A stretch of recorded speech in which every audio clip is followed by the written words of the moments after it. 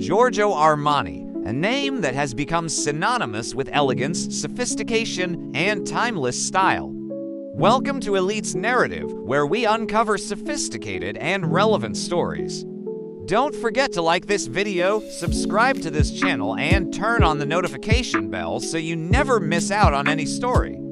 Today, we explore the extraordinary journey of Giorgio Armani, how he went from a humble window dresser to the emperor of fashion, and the surprising final regrets that has stayed with him until today. Today, Armani is celebrated as one of the greatest fashion designers in history. His empire spans clothing, accessories, fragrances, hotels, and more, with billions in revenue each year. But his story did not begin in the glossy world of luxury fashion. It began far more humbly in the small Italian town of Piacenza, where Armani was born in 1934. His early years were shaped by hardship, war, and survival. As a child, Armani grew up during World War II, when Italy was a nation divided by conflict. He experienced bombing raids, poverty, and the uncertainty of a country torn apart. These early struggles would leave an impression on him, teaching discipline, resilience, and the importance of appearances, even in difficult times. Armani's path to fashion was not straightforward. In fact, he never set out to be a designer. After finishing high school, Armani enrolled in medical school at the University of Milan. He studied medicine for 2 years, imagining a future as a doctor. But during his military service, he realized that his heart was not in medicine. He abandoned his studies and, unsure of what to do next, took on small jobs to make a living. It was during this uncertain period that fate intervened. Armani landed a job as a window dresser at the prestigious Milan department store La Rinascente. His work was not glamorous, arranging mannequins, setting up displays, and creating visual stories to attract customers. But this was his first real exposure to fashion. Day after day, Armani handled fabrics, garments, and accessories. He studied how clothes were cut, how they draped, and how customers reacted to them. He absorbed everything like a sponge. This was his first training ground. In those shop windows, Armani learned about proportion, color, and the power of simplicity. He realized that fashion was not just about fabric. It was about storytelling, perception, and the emotions clothing could inspire. From window dresser, Armani climbed to a position as a beer at the same store. This role gave him the chance to travel to London and Paris, where he encountered new trends and innovative designers. He saw the work of French couturiers and British tailoring, and it sparked his imagination. Armani was developing a vision of his own, one that combined elegance with comfort and sophistication with simplicity.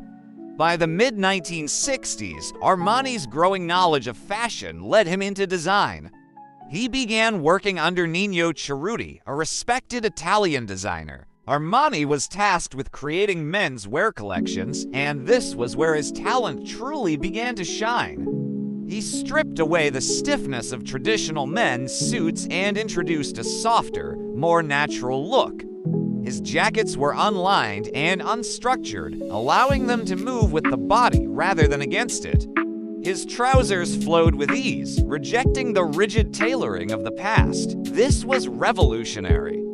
Men who had been confined to heavy, uncomfortable suits now had the option of wearing clothing that felt as good as it looked. Armani's designs redefined masculinity for the modern era, and soon his vision began to attract attention.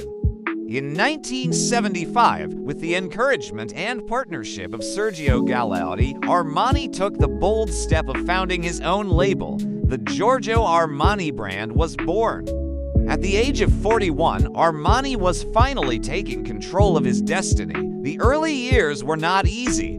Armani and Galeotti worked tirelessly, designing collections, managing finances, and convincing stores to carry their clothes. But Armani's designs spoke for themselves. In an era dominated by flashy trends, his minimalism was refreshing. His clothes were elegant but understated, luxurious but never loud. They were designed to empower the wearer, not overshadow them. His breakthrough came in the late 1970s when Hollywood took notice. Armani began dressing actors, and his designs soon appeared on the red carpet and in films. The most famous moment came in 1980 when Richard Gere wore Armani suits in the movie American Gigolo. The sleek, sensual look of Gere in Armani's designs captured the imagination of audiences worldwide. Suddenly, Armani was no longer just a designer, he was a cultural phenomenon. From there, the Armani empire expanded rapidly. His name was everywhere. He launched women's wear, redefining power dressing for a new generation of women entering the workforce. Armani's clothes gave women authority without sacrificing femininity. His blazers, trousers, and minimalist dresses became staples for professional women across the globe. By the 1980s, Armani was no longer just a designer, he was a brand. He expanded into fragrances, accessories, cosmetics, eyewear, and even home interiors. The Giorgio Armani name became a symbol of modern luxury, understated elegance, and global style. Unlike many of his peers, Armani was also a shrewd businessman. He insisted on controlling his company independently, refusing to sell out to large fashion conglomerates. This independence allowed him to protect his vision and keep his brand consistent. Armani was both designer and emperor, ruling over his fashion house with precision and discipline. But Armani's empire was not only about clothing. He expanded into hospitality, launching the Armani hotels in Dubai and Milan. His vision extended to every detail: architecture, interiors, even the scent in the air. Armani wanted his brand to be an entire lifestyle, not just a wardrobe. Throughout his career, Armani's philosophy remained consistent. He rejected excess. He believed true elegance was about simplicity, quality, and restraint. His famous words capture his philosophy best. Elegance is not about being noticed. It's about being remembered. Armani's clothes were never about shocking people. They were about creating timeless style, pieces that could be worn year after year without losing their appeal. That vision is what set him apart from other designers who chased trends. But behind the success, Armani's life was not without personal struggles.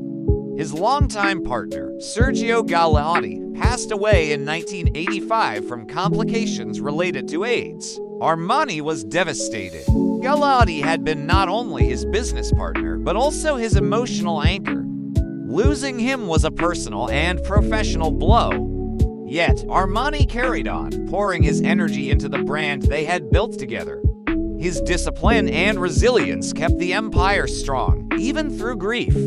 Over the decades, Armani became more than just a designer. He became a symbol of Italian excellence. His empire employed thousands, his shows attracted global attention, and his name carried weight in every corner of the fashion world. And yet, despite all his success, Giorgio Armani has admitted to one deep regret. A regret that has nothing to do with fashion or business, but with life itself. Armani has confessed that he sacrificed too much for his career. He gave everything to his work, his time, his energy, his relationships. He never married, never had children, and rarely allowed himself to rest. His empire was built on discipline, but that same discipline left him isolated. Armani once reflected that while he achieved everything he dreamed of in fashion, he missed out on the simple joys of family life. His regret is not about clothes, wealth, or fame. It is about love, companionship, and the human connections he often put aside for work. For Armani, this regret is bittersweet. On one hand, his dedication made him one of the most successful designers in history. On the other hand, it cost him personal happiness. His story is both inspiring and cautionary, a reminder that greatness often comes with sacrifice. Today, even in his late 80s, Armani continues to oversee his empire. He remains deeply involved in his collections, his shows, and his vision. His brand is still independent, still powerful, and still shaped by his hand. But as he reflects on his life, Armani's words remind us that success is not only about what we build, but also about what we give up along the way. Thank you for watching Elites Narrate. If you found this video inspiring, give it a like, share it with others, and subscribe. Until next time.